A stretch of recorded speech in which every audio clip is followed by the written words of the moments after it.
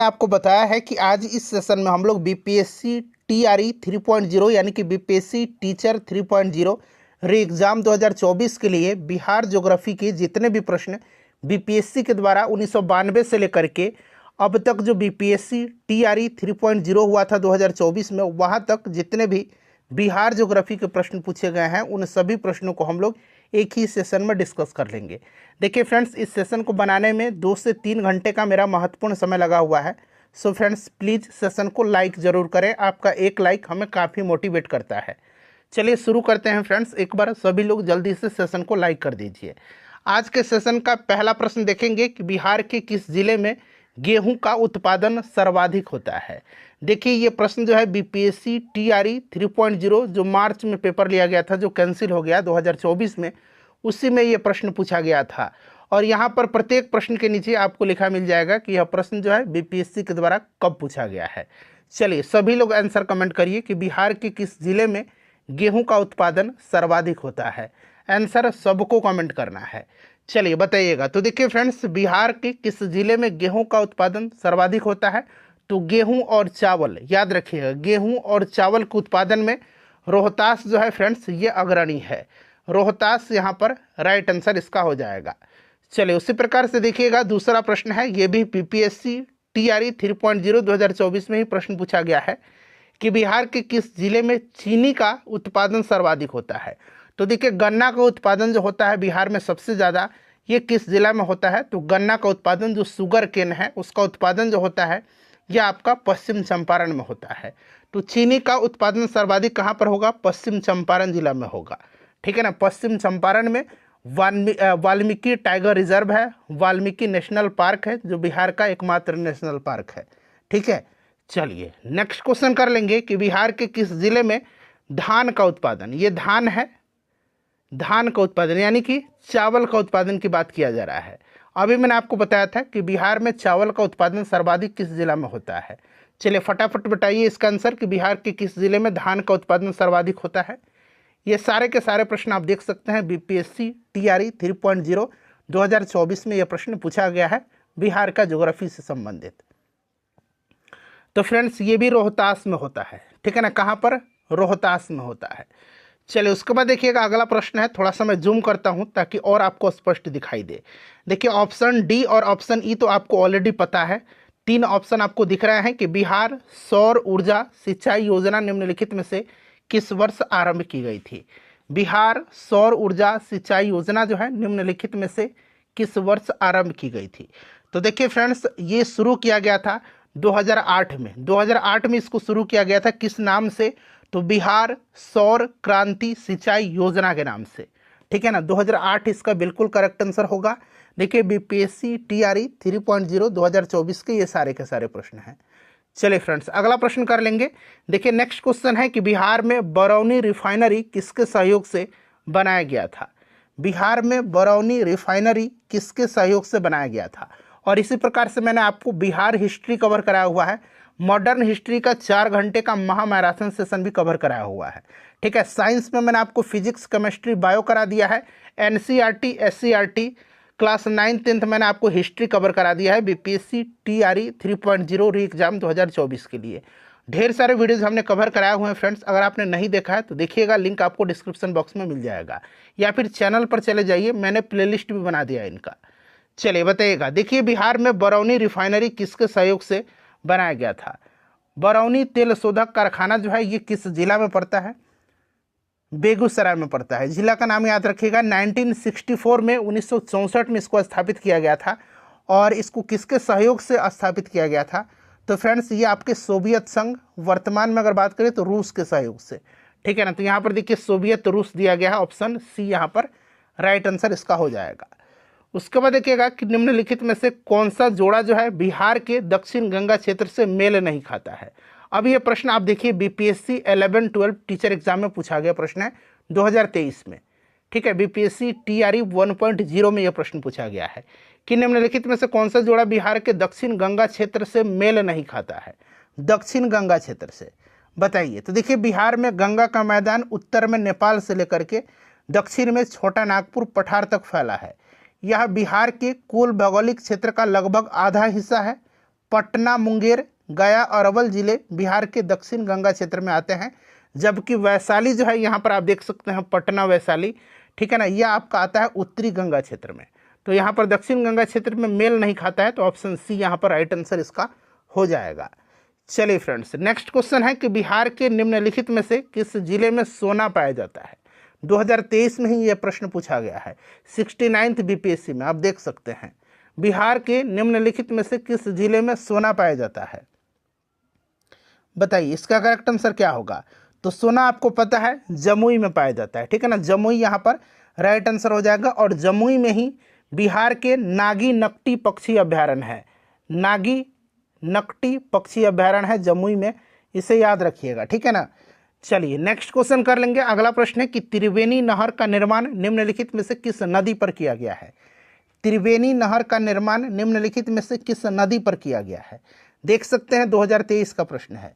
देखिए त्रिवेणी नहर का निर्माण जो है यह किस नदी पर किया गया है। बताइए फ्रेंड्स इसका राइट आंसर क्या होगा। तो ये गंडक नदी पर किया गया है, ठीक है ना, गंडक यहाँ पर राइट आंसर हो जाएगा। गंडक नदी पर त्रिवेणी नहर का निर्माण किया गया है, ठीक है ना, इस चीज़ को आप ध्यान रखिएगा, इंपॉर्टेंट है, पश्चिम चंपारण जिला में, ठीक है ना, त्रिवेणी नामक स्थान से जो है। चलिए उसके बाद नेक्स्ट क्वेश्चन है कि कोसी मैदान की माध्य समुद्र तल से औसत ऊंचाई है। बताइए कोसी मैदान की माध्य समुद्र तल से औसत ऊंचाई है। ये प्रश्न टीचर एग्जाम में भी पूछा गया था, ठीक है ना। चलिए, और कोसी को आपको पता है बिहार का शोक कहा जाता है। यह क्षेत्र जो होता है कोसी का क्षेत्र और उसकी सहायक नदी के द्वारा निर्मित बाढ़ की स्थिति यहाँ पर जो है सामना करना पड़ता है लोगों को। और अगर बात करें तो औसत ऊंचाई समुद्र तल से 30 मीटर है। तो यहाँ पर देखिए ऑप्शन ए यहाँ पर राइट आंसर इसका हो जाएगा, ठीक है। और कोसी का मैदान मध्य गंगा के मैदान में स्थित है। चलिए उसके बाद नेक्स्ट क्वेश्चन करेंगे कि बिहार का प्रसिद्ध पशु मेला कार्तिक पूर्णिमा में आयोजित होता है कहाँ पर। बिहार का प्रसिद्ध पशु मेला कार्तिक पूर्णिमा में आयोजित होता है, तो आप सभी को पता है सोनपुर में आयोजित होता है और इसे एशिया का सबसे बड़ा पशु मेला भी माना जाता है, ठीक है। तो यहाँ पर देखिए सोनपुर राइट आंसर हो जाएगा। चलिए उसके बाद देखिए दक्षिण बिहार में प्रचलित परंपरागत जल संरक्षण सिंचाई पद्धति कहलाती है। दक्षिण बिहार में कहाँ पर, दक्षिण बिहार में प्रचलित परंपरागत जल संरक्षण सिंचाई पद्धति क्या कहलाती है। तो फ्रेंड्स इसको कहा जाता है आहर पाइन, इसको कहा जाता है आहर पाइन, ठीक है। इसमें जल संसाधनों के प्रबंधन के हेतु प्रतिधारणा तालाबों एवं जो नहर हैं इनका प्रयोग किया जाता है, आहर पाइन। देखिए थॉर्नवेट की योजना अनुसार पूर्वी बिहार की जलवायु किस प्रकार की है। ये बीपीएससी स्कूल टीचर में पूछा गया है, बीपीएससी टीआरई 2.0 में ये प्रश्न पूछा गया है। देख रहे हैं 12वें महीने में ये परीक्षा हुई है दिसंबर में। थॉर्नवेट की जो योजना है उसके अनुसार पूर्वी बिहार की जलवायु किस प्रकार की है। तो C2 प्रकार की है। C2 जो जलवायु है, C2 जलवायु नमी युक्त उपाद्र जलवायु है। C2 यहाँ पर राइट आंसर इसका होगा।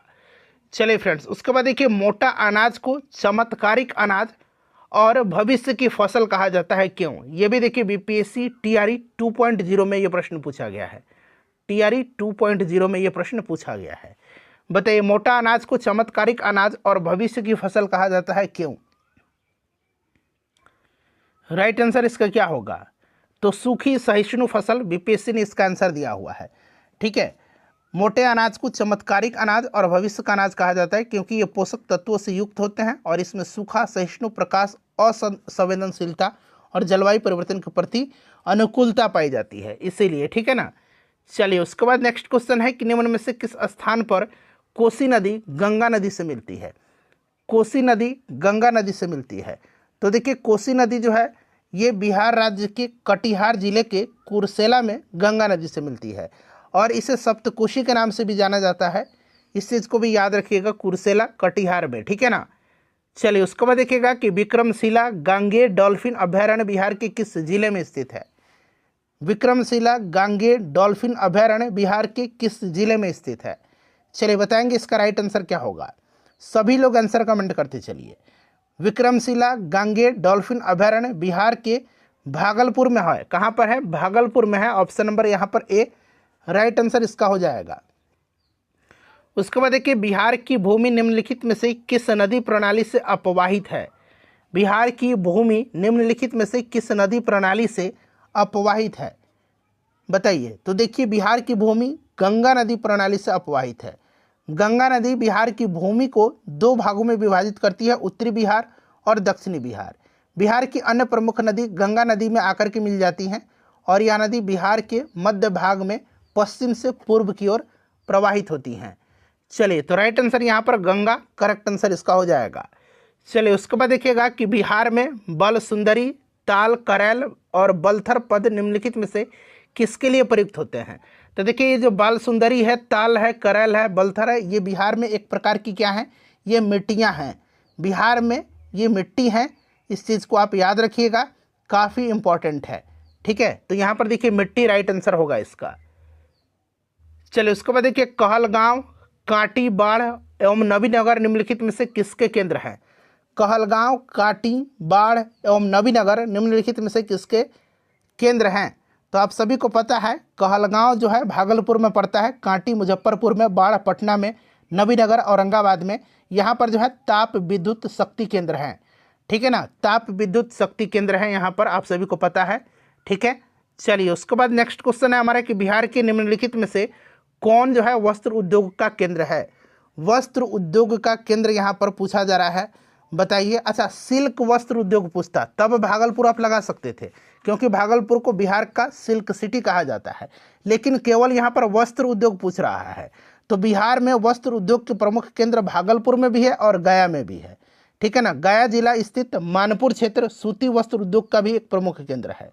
क्लियर। और बिहार में वस्त्र उद्योग के अंतर्गत हथकरघा, रेशम एवं जूट उद्योग सम्मिलित है। इस प्रकार से अगर आंसर इसका देखा जाए तो 100 से अधिक इसका आंसर होना चाहिए। ठीक है ना, इस चीज़ को आप याद रखिएगा।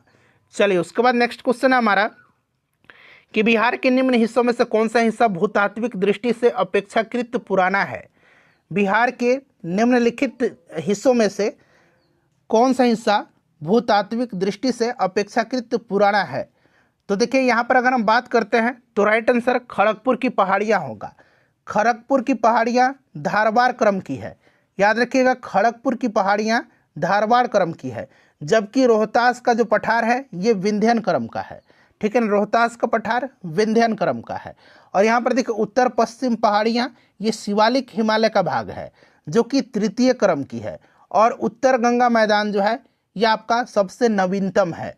तो इसमें से पूछा गया है भूतात्विक दृष्टि से अपेक्षाकृत पुराना, तो ये खड़गपुर की पहाड़ियाँ हैं। ठीक है, चलिए फ्रेंड्स, उसके बाद देखिए निम्नलिखित में से कौन सा जिला धारवाड़ भूस्तरीय रचना वाला नहीं। तो देखिए इसमें से पूछा गया है कि कौन सा जिला धारवाड़ भूस्तरीय रचना वाला नहीं है। देखिए नहीं पूछा गया, इस चीज़ को ध्यान रखिएगा।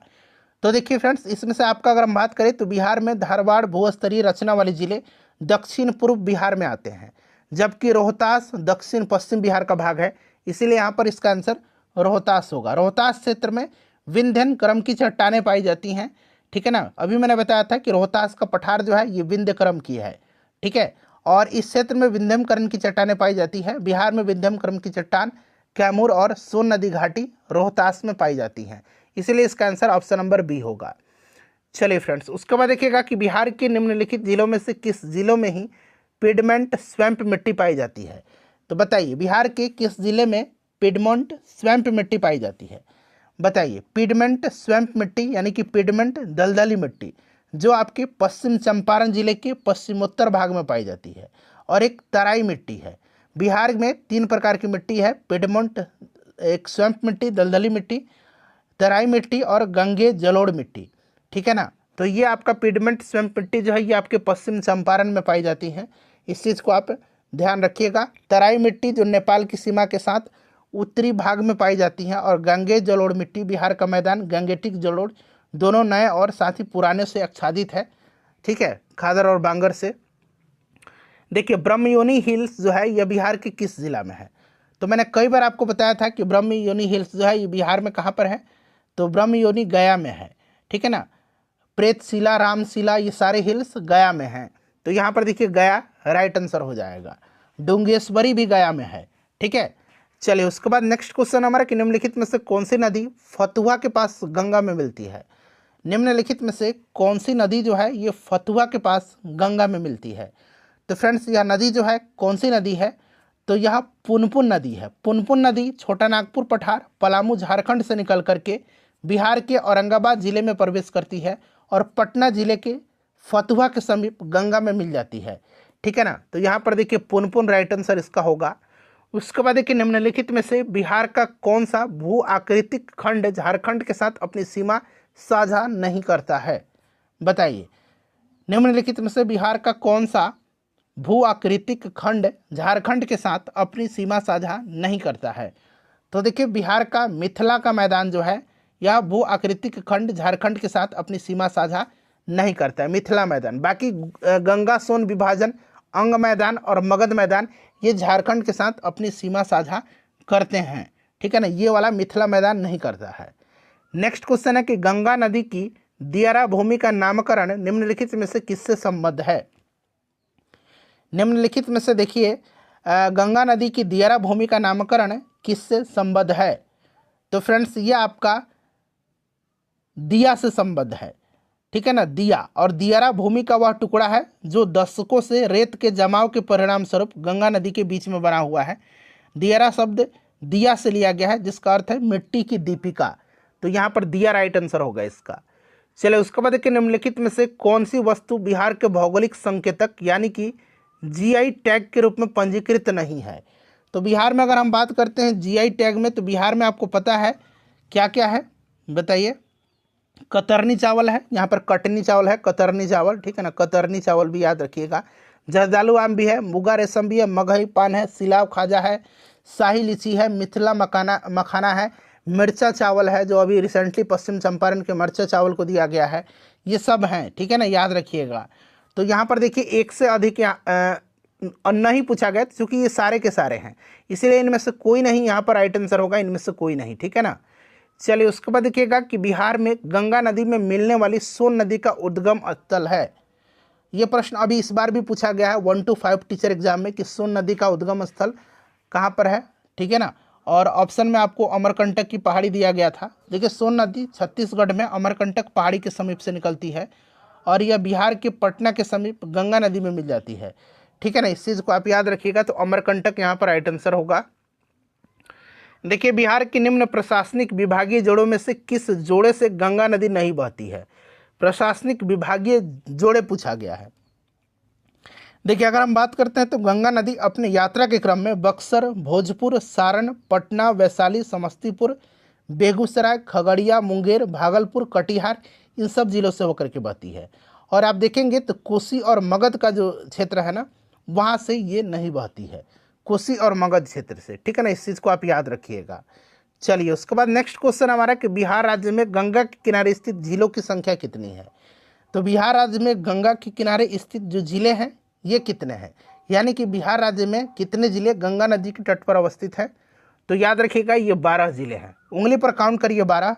बिहार का भूगोल अगर आपका ठीक ठाक होगा तो आपको 12 जिले याद होंगे। सारण, बक्सर, भोजपुर, पटना, वैशाली, समस्तीपुर, बेगूसराय, लखीसराय, मुंगेर, खगड़िया, भागलपुर और कटिहार। अब कुछ लोगों को समस्तीपुर में डाउट हो जाएगा, बिल्कुल बहती है वहाँ से। बिहार का भूगोल आप ठीक से पढ़िएगा। देखिए बिहार के किस जिले में गंगा नदी सबसे लंबी है। बिहार के किस जिले में गंगा नदी सबसे लंबी है, तो सबसे लंबी जो है फ्रेंड्स ये पटना में है। ठीक है ना, पटना में, और दूसरे स्थान पर भागलपुर आता है। तो ठीक है, पटना याद रखिएगा।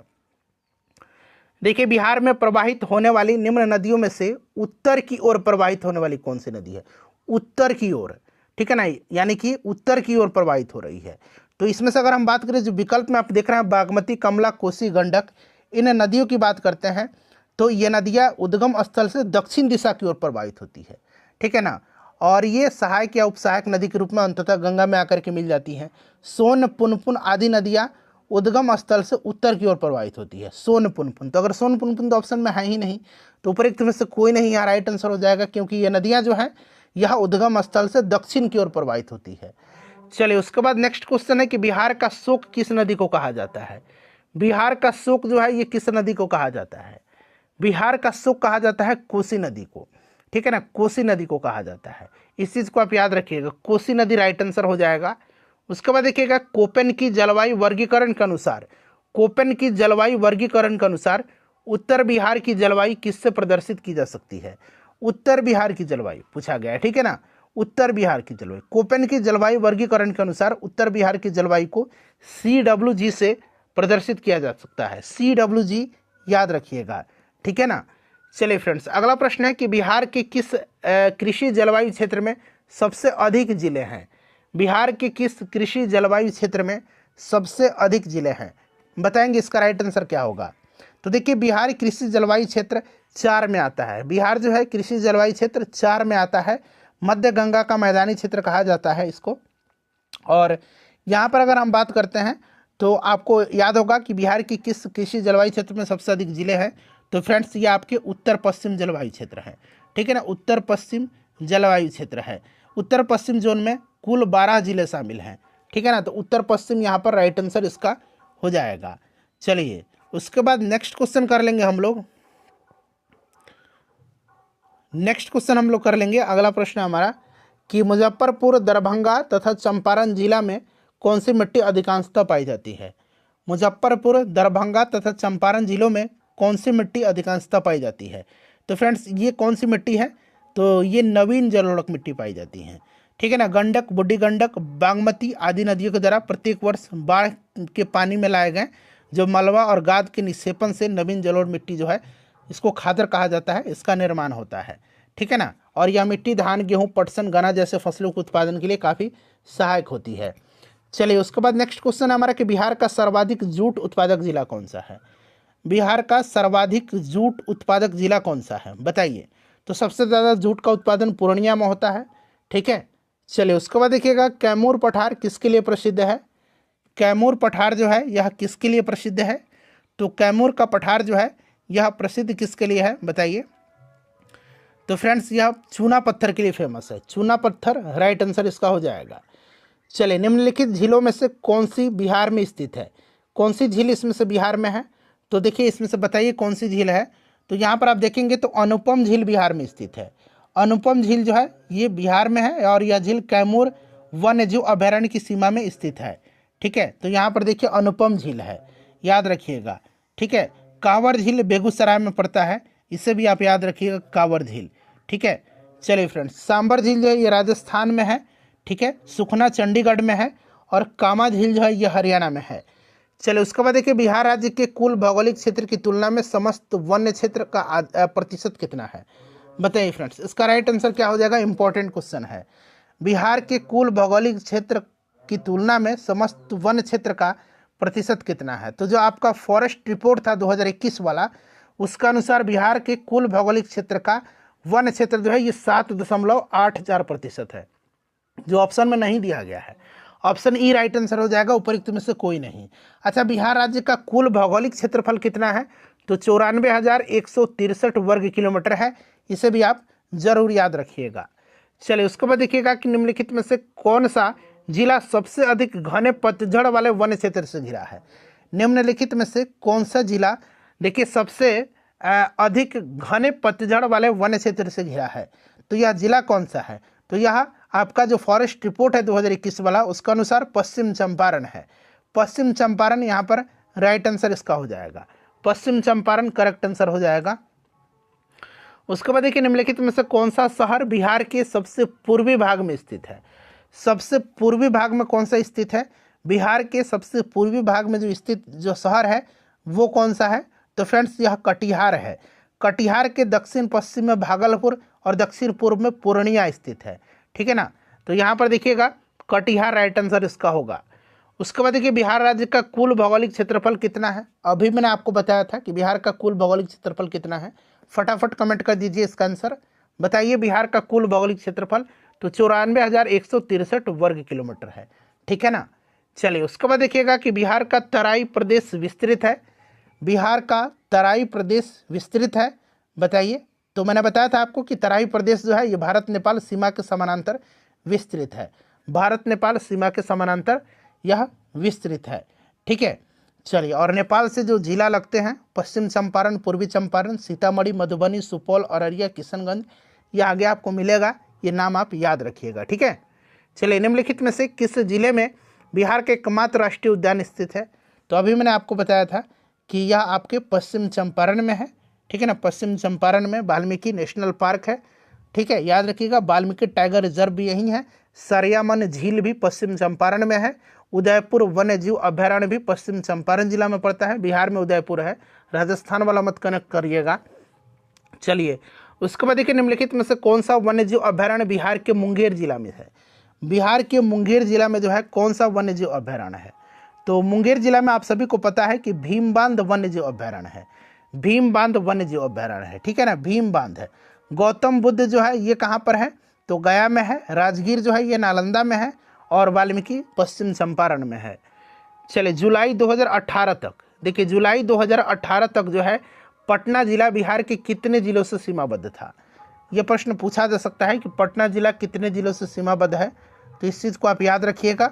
बताइए राइट आंसर क्या हो जाएगा। तो देखिए पटना जिले की जो सीमा है ये 9 जिलों से लगती है। कितने जिलों से, तो 9 जिलों से। कौन कौन से जिला हैं, तो उंगली पर काउंट कर लीजिए। भोजपुर, सारण, वैशाली, समस्तीपुर, बेगूसराय, लखीसराय, नालंदा, जहानाबाद और अरवल जिला से। तो ऑप्शन नंबर यहाँ पर सी राइट आंसर हो जाएगा। उसके बाद देखिए खनिज और जिले के निम्न जोड़ों में से कौन सा जोड़ा सही है। खनिज और जिले के निम्न जोड़ों में से कौन सा जोड़ा जो है यहाँ पर आपको सही दिख रहा है, बताइए राइट आंसर इसका क्या होगा। सभी लोग आंसर कमेंट करिए, बताइए इसका करेक्ट आंसर क्या हो जाएगा। सभी लोग आंसर इसका कमेंट करिएगा, बताइए फ्रेंड्स इसका राइट आंसर क्या हो जाएगा। तो यहाँ पर आप देखेंगे तो लाइम स्टोन कैमूर यह आपका बिल्कुल करेक्ट दिया गया है। लाइम स्टोन कैमूर बिल्कुल करेक्ट दिया गया है, ठीक है ना। तो ऑप्शन नंबर यहाँ पर ए राइट आंसर इसका हो जाएगा, ठीक है ना। माइका नवादा जिला में, क्वार्टजाइट लखीसराय, मुंगेर और नालंदा जिले में, और लेड जिंक जो है ये बांका और रोहतास जिले में लेड जिंक पाया जाता है। ये वाला जो है मिलान सही है। चलिए बिहार के किस जिले में अबरह का भंडार है। बिहार के किस जिले में अबरह का भंडार है, बताइए। अबरह का भंडार जो है ये बिहार के किस जिले में है।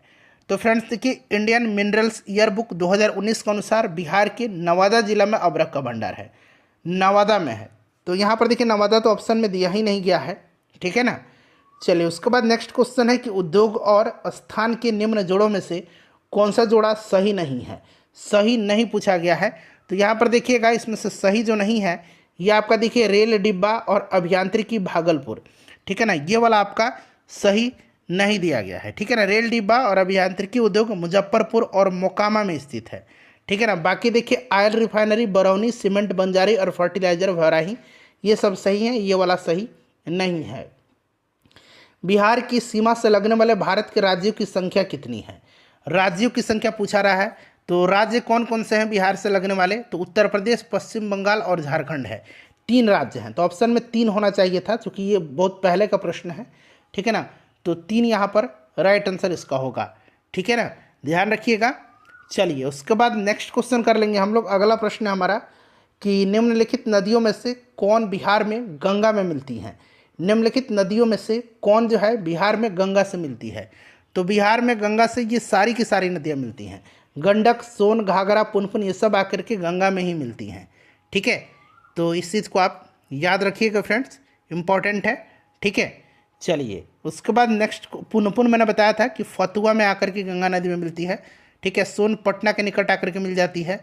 उसके बाद घाघरा नदी जो है ये सारण में रिविलगंज, घाघरा, सरयू ये आकर के मिलती हैं, ठीक है। चलिए तो 1 2 3 4 राइट आंसर हो जाएगा। उसके बाद देखिए बिहार का पहला रामसर स्थल कौन सा है। बिहार का पहला जो रामसर स्थल है ये आपको पता है ये कांवर झील है, और यह कांवर झील बेगूसराय जिले में पड़ता है। इस चीज़ को आप याद रखिएगा। तो यहाँ पर देखिए कांवर झील राइट आंसर हो जाएगा। बिहार के किस जिले में सबसे अधिक सोने का भंडार मिला है। सबसे अधिक सोने का भंडार जो है ये बिहार के किस जिले में मिला है, तो ये जमुई में मिला है ना, जमुई यहाँ पर राइट आंसर हो जाएगा। देखिए रिसेंटली ही यह प्रश्न 2022 में ही प्रश्न पूछा गया है। अगला प्रश्न है हमारा कि बिहार के किस जिले में तेलहर कुंड जलप्रपात है। तेलहर कुंड जलप्रपात, ठीक है, बताइए तेलहर कुंड जो है ये कहाँ पर है फ्रेंड्स, तो ये कैमूर में है। तेलहर कुंड कैमूर में पड़ता है, ठीक है ना। चलिए उसके बाद नेक्स्ट क्वेश्चन कर लेंगे। चलिए एशिया की सबसे बड़ी और ताजे पानी वाली गोखुर झील जो है ये बिहार के किस बिहार की कौन सी है। एशिया की सबसे बड़ी एवं ताज़ा जल वाली गोखुर झील बिहार की कौन सी है? तो ये कांवर झील है जो कि बेगूसराय में पड़ता है। ठीक है, इस चीज़ को आप याद रखिएगा। चलिए, ककोलत जलप्रपात नवादा में है और अभी मैंने आपको तेलहर कुंड जलप्रपात बताया है जो कि कैमूर में पड़ता है। ये वाला प्रश्न था, ठीक है ना, याद रखिएगा। ककोलत नवादा में है। चलिए, ये वाला हो गया कि सबसे बड़ी ताज़ा पानी वाली गोखुर झील, तो ये कंवर झील है जो कि ऑप्शन नंबर यहाँ पर आप देख सकते हैं बी में दिया गया है। ठीक है, option number B right answer इसका हो जाएगा। चलिए, उसके बाद देखिएगा कि बिहार का अधिकांश क्षेत्र आच्छादित है। बिहार का अधिकांश क्षेत्र जो है यह आच्छादित है। तो ये आपके कछारी मिट्टी या फिर दोमट मिट्टी कहिए, कछारी मिट्टी या फिर दोमट मिट्टी, इसी से आच्छादित है। नेक्स्ट क्वेश्चन है हमारा कि बिहार में किस प्रकार के उद्योगों की प्रत्याशा एवं संभावनाएं हैं? बिहार में किस प्रकार की उद्योग की प्रत्याशा एवं संभावनाएं हैं? तो फ्रेंड्स, ये कृषि आधारित उद्योग है। ठीक है ना, ये अभी 2018 में बीपीएससी में प्रश्न पूछा गया था। कृषि आधारित उद्योग है। निम्नलिखित में से देखिए, बिहार के किस स्थान पर पहली बार चाय बागानों की स्थापना किया गया था? चाय बागानों की स्थापना कहाँ पर किया गया था सबसे पहले? बताइए, राइट आंसर क्या हो जाएगा? तो देखिए, चाय बागान की स्थापना जो किया गया था यह आपका किया गया था ठाकुरगंज में, किशनगंज में पड़ता है ठाकुरगंज, यहीं पर किया गया था। और किशनगंज को बिहार का दार्जिलिंग भी कहा जाता है, इस चीज़ को आप याद रख सकते हैं। चलिए, उसके बाद देखिएगा कि बिहार के निम्नलिखित जिलों का आरोही दशकीय जनसंख्या वृद्धि 2001 से 11 के अनुसार सही क्रम क्या है? देखिए, आरोही यानी कि बढ़ते हुए क्रम में, तो बढ़ते हुए क्रम में आपको बताना है। तो यहाँ पर अगर हम बात करते हैं विकल्प के अनुसार से, तो देखिए बढ़ते हुए सबसे ज़्यादा मधेपुरा, फिर किशनगंज, फिर सिवान, यानी कि ऑप्शन नंबर यहाँ पर बी राइट आंसर इसका हो जाएगा। ठीक है ना, ऑप्शन नंबर यहाँ पर बी राइट आंसर हो जाएगा। इस चीज़ को आप याद रखिएगा। ठीक है, और दशकीय जनसंख्या वृद्धि दर बिहार में रही थी कितनी? 2001 से 2011 के बीच में। तो देखिए, दशकीय जनसंख्या वृद्धि दर रहा था 25.4%। ठीक है ना, 25.4% रहा था। इस चीज़ को आप याद रखिएगा। चलिए, उसके बाद देखिएगा कि बिहार में खनिज उत्पादन के संदर्भ में निम्नलिखित कथनों पर विचार कीजिए। रोहतास में पैराइट का सर्वाधिक भंडार है। रोहतास में पैराइट का सर्वाधिक भंडार है। ठीक है, चूना पत्थर कैमूर, मुंगेर, रोहतास जिले में पाई जाती है, सही है। जमुई जिले में सोने का भंडार पाया जाता है, सही है। कौन सा कथन सही है? तो सारे के सारे कथन है। कथन 1 भी सही है, 2 भी है और 3 भी है। तो 1, 2, 3 ऑप्शन में कहीं भी नहीं है, इसलिए ऑप्शन ई राइट आंसर हो जाएगा, उपरोक्त में से कोई नहीं। ठीक है, यहाँ पर देखिए केवल शब्द लगा हुआ है, इसलिए ऑप्शन ई इसका राइट आंसर होगा। नेक्स्ट क्वेश्चन है कि बिहार के किस जिले में सबसे अधिक नहर सिंचित क्षेत्र है? बिहार के किस जिले में सबसे ज़्यादा जो है नहर सिंचित क्षेत्र है? तो फ्रेंड्स, सबसे ज़्यादा ये रोहतास में है, रोहतास में है सबसे ज़्यादा। इसके बाद पश्चिम चंपारण में है। ठीक है ना, तो यहाँ पर रोहतास राइट आंसर इसका होगा, रोहतास करेक्ट आंसर होगा। बिहार में गन्ना उत्पादन में अग्रणी जिला, तो मैंने आपको स्टार्टिंग में ही बताया था कि पश्चिम चंपारण जिला है गन्ना के उत्पादन में, शुगर केन के उत्पादन में। चलिए, उसके बाद नेक्स्ट क्वेश्चन है बिहार राज्य पर्यटन विकास निगम की जो टैगलाइन है ये क्या है? बिहार राज्य पर्यटन विकास निगम की जो टैगलाइन है ये क्या है? तो फ्रेंड्स, ये टैगलाइन है ब्लिसफुल बिहार। क्या है? Blissful Bihar. Option number C right answer होगा। देखिए, नेक्स्ट क्वेश्चन आ गया हमारा कि जनगणना 2011 के अनुसार बिहार में बाल लिंगानुपात कितना है? बाल लिंगानुपात कह सकते हैं या शिशु लिंगानुपात भी इसको कह सकते हैं। ठीक है, देखिए लिंगानुपात जो है बिहार में कितना है? 918 है। और शिशु लिंगानुपात की अगर हम बात करते हैं तो ये आपका 935 है। तो 935 यहाँ पर आप देख सकते हैं, ऑप्शन नंबर ए में दिया गया है 935। ठीक है ना, option number A right answer हो जाएगा 935। और लिंगानुपात अगर पूछेगा तो 918। इस चीज़ को भी आप जरूर ही याद रखिएगा, काफ़ी इंपॉर्टेंट है। ठीक है, चलिए उसके बाद नेक्स्ट क्वेश्चन कर लेंगे कि देश की जनसंख्या के संदर्भ में बिहार राज्य का स्थान वर्ष 2011 की जनगणना के अनुसार क्या है? तो जनसंख्या के हिसाब से अगर बात करते हैं तो बिहार का स्थान क्या है? तीसरा है। बिहार का स्थान क्या है फ्रेंड्स? बिहार का स्थान तीसरा है। ठीक है ना, तीसरा, तृतीय, इसको आप याद रखिएगा, तीसरा है। ठीक है ना, option number A right answer होगा इसका। उसके बाद देखिए, बिहार में पहली चीनी मिल स्थापित की गई थी। बिहार में पहली चीनी मिल जो है यह स्थापित किया गया था सारण मढ़ौरा में। ठीक है ना, सारण जिला में मढ़ौरा में स्थापित किया गया था 1904 में। ठीक है, और यहाँ पर राइट आंसर मढ़ौरा हो जाएगा राइट आंसर। चलिए उसके बाद देखिएगा कि बिहार के किस जिले को सिल्क सिटी के नाम से जाना जाता है। बिहार के किस जिले को सिल्क सिटी के नाम से जाना जाता है। तो देखिए सिल्क सिटी के नाम से किसको जाना जाता है, तो फ्रेंड्स ये भागलपुर को सिल्क सिटी के नाम से जाना जाता है। मैंने आपको स्टार्टिंग में ही बताया था कि सिल्क सिटी के नाम से भागलपुर को जाना जाता है। चलिए पटना महानगर पालिका में वार्डों की संख्या कितनी है।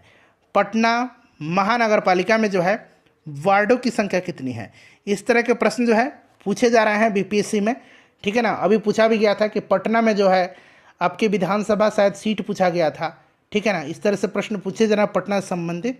तो याद रखिएगा फ्रेंड्स ये 75 है, 75 ऑप्शन में नहीं दिया गया है। देखिए झारखंड बनाने के लिए बिहार को किस वर्ष विभाजित किया गया था, तो बिहार विभाजित कब हुआ था, 15 नवंबर सन 2000 को, ठीक है। 15 नवंबर सन 2000 को, इस चीज़ को आप याद रखिएगा, 15 नवंबर डेट सहित आप याद रखिएगा, ठीक है ना। चलिए उसके बाद नेक्स्ट क्वेश्चन है कि सुनंदनी कार्यक्रम संबंधित है। सुनंदनी कार्यक्रम संबंधित किससे है, तो सुनंदनी कार्यक्रम संबंधित है आंगनबाड़ी कार्यकर्ताओं के लिए, ठीक है ना। तो आंगनबाड़ी कार्यकर्ताओं से इस तरह के प्रश्न में मैंने शामिल कर दिए हैं। चलिए उसके बाद देखिए बिहार की कुल जनसंख्या के सापेक्ष, भारत की कुल जनसंख्या के सापेक्ष बिहार की जनसंख्या का प्रतिशत क्या है, बताएंगे फ्रेंड्स। बड़ा ही इंपॉर्टेंट क्वेश्चन है, बताइए इसका राइट आंसर फ्रेंड्स क्या होगा। करेक्ट आंसर इसका बताइएगा कि भारत की कुल जनसंख्या के सापेक्ष बिहार की जनसंख्या का प्रतिशत कितना है। अब देखिए हमने तो 8.6 पढ़ा हुआ है, लेकिन अगर एडजेक्ट की बात करते हैं तो 8.58 ही इसका राइट आंसर हो जाएगा, ठीक है ना। बिल्कुल ये एडजेक्ट दिया गया है, ठीक है। इस चीज़ को आप याद रखिएगा, बिल्कुल क्या है यही एडजेक्ट दिया गया है, ठीक है। चलिए तो आपको 8.58 याद रखना है, इम्पॉर्टेंट है ये। चलिए फ्रेंड्स उसके बाद नेक्स्ट क्वेश्चन कर लेंगे हम लोग कि बिहार के किस जिले में साक्षरता दर सबसे अधिक है। देखिए साक्षरता दर की बात करते हैं अगर हम बिहार में, तो बिहार में साक्षरता दर कितना है बताइए। तो साक्षरता दर सबसे पहले जान लीजिए बिहार में 61.8% है, और इसमें से पुरुष साक्षरता दर 71.2% है, और महिला साक्षरता दर 51.5% है, ठीक है ना। इस चीज़ को आप याद रखिएगा। और सबसे ज़्यादा जो साक्षर जिला है बिहार का वो कौन सा है, तो सबसे ज़्यादा जो साक्षर जिला है फ्रेंड्स, सर्वाधिक साक्षरता जो है ये रोहतास में है, और रोहतास में लगभग 73.4% है रोहतास में, ठीक है। तो यहाँ पर तो कोई भी ऑप्शन सही नहीं है, ठीक है ना, क्योंकि यहाँ पर 70 दिया गया है, आसपास 73.4 के अप्रॉक्स में है। इस तरह से इसको आप ध्यान रखिएगा। सबसे कम पूर्णिया में साक्षरता दर है। सबसे देखिए साक्षरता दर सबसे ज़्यादा रोहतास में, पुरुष साक्षरता भी रोहतास में, महिला साक्षरता भी रोहतास में। अब बात करते हैं न्यूनतम साक्षरता पूर्णिया में, सबसे न्यूनतम पुरुष साक्षरता पूर्णिया में, और सबसे न्यूनतम महिला साक्षरता सहरसा में। इस चीज़ को आप ध्यान रखिएगा। देखिए भारत के राज्यों में निम्नतम साक्षरता दर 2011 की जनगणना की दृष्टि से बिहार का स्थान, तो सबसे ज़्यादा साक्षर केरल था और सबसे कम बिहार है, ठीक है ना। तो यहाँ पर आपका नीचे से पहला जो होगा ये इसका राइट आंसर हो जाएगा, ठीक है।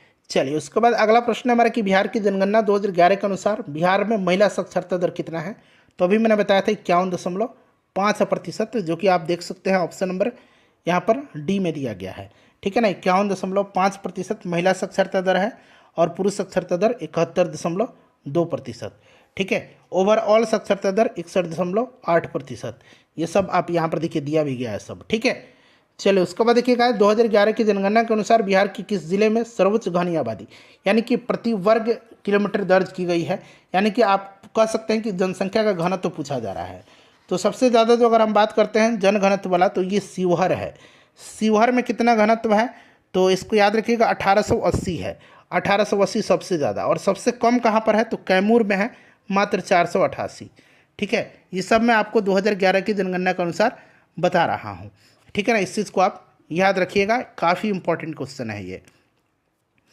चलिए फ्रेंड्स उसके बाद नेक्स्ट क्वेश्चन कर लेंगे कि भारतीय जनगणना 2011 के अनुसार बिहार राज्य में लिंगानुपात क्या है। तो मैंने आपको लिंगानुपात बताया था कि लिंगानुपात कितना है। लिंगानुपात मैंने आपको बताया था, बताइए राइट आंसर इसका क्या होगा, फटाफट सभी लोग बताइए।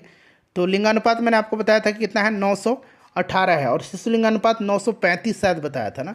शिशु लिंगानुपात कितना है, तो शिशु लिंगानुपात 935 है, और 918 आपका लिंगानुपात है, ठीक है। इस चीज़ को आप याद रखिएगा। सबसे ज़्यादा अगर हम बात करते हैं लिंगानुपात कहाँ पर है, तो सबसे ज़्यादा गोपालगंज का है, 1021 है, और सबसे कम कहाँ का है, तो सबसे कम मुंगेर का है 876, ठीक है ना। चलिए फ्रेंड्स, उसके बाद देखिए 2011 की जनगणना के अनुसार बिहार के किस जिले में सर्वोच्च लिंगानुपात दर्ज किया गया है, तो अभी मैंने आपको बता ही दिया था, कहाँ पर, गोपालगंज में 1021, ठीक है ना। और सबसे कम कहाँ पर, तो मुंगेर में कितना, 876। चलिए उसके बाद नेक्स्ट क्वेश्चन है कि 2011 की जनगणना के अनुसार बिहार के किस जिले में पुरुषों से ज़्यादा महिलाएं हैं, यानी कि सर्वाधिक सर्वोच्च लिंगानुपात, तो ये गोपालगंज ही तो है, ठीक है, सर्वाधिक लिंगानुपात। चलिए उसके बाद देखिए 2001 से 11 के दशक में निम्नलिखित जिलों में से किस में सबसे अधिक जनसंख्या की वृद्धि दर्ज की गई है, सबसे ज़्यादा जनसंख्या की वृद्धि कहाँ पर दर्ज की गई है, बताइए। राइट आंसर इसका क्या होगा, सभी लोग आंसर कमेंट करिए फ्रेंड्स, इसका करेक्ट आंसर क्या होगा। तो फ्रेंड्स ये किया गया किशनगंज में, ठीक है ना, निम्नलिखित में से बात करा इसमें से, तो इसमें से अगर हम बात करते हैं तो किशनगंज यहाँ पर राइट आंसर हो जाएगा, किशनगंज में, ठीक है ना। चलिए उसके बाद बात करते हैं कि बिहार के निम्नलिखित जिलों में से, देखिए बिहार के निम्नलिखित जिलों में से जो है कौन सा जिला नेपाल के साथ सीमा साझा नहीं करता है, ठीक है, बताइए। तो यहाँ पर आप देखेंगे कि निम्नलिखित में से कौन सा जिला नेपाल के साथ सीमा साझा नहीं करता है, तो फ्रेंड्स ये पूर्णिया है नेपाल के साथ। देखिए बिहार के 7 जिले लगते हैं, सीतामढ़ी, किशनगंज, अररिया, सुपौल, मधुबनी, पूर्वी चंपारण, पश्चिम चंपारण, ठीक है ना, इसको आप याद रखिएगा।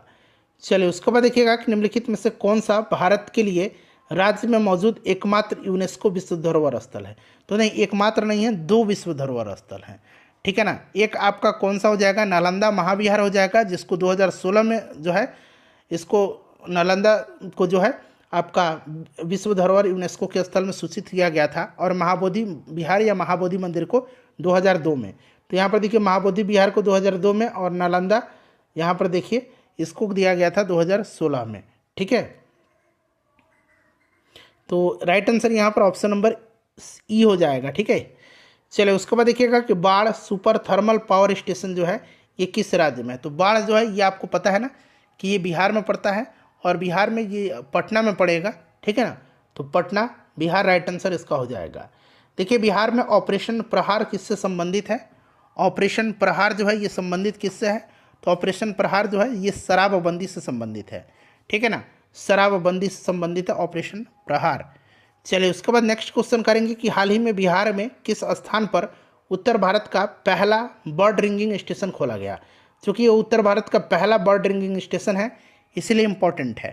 तो कहाँ पर ये खोला गया था, तो ये फ्रेंड्स ये भागलपुर में खोला गया, ठीक है ना, भागलपुर में खोला गया, इसको आप याद रखिएगा, भागलपुर राइट आंसर हो जाएगा इसका।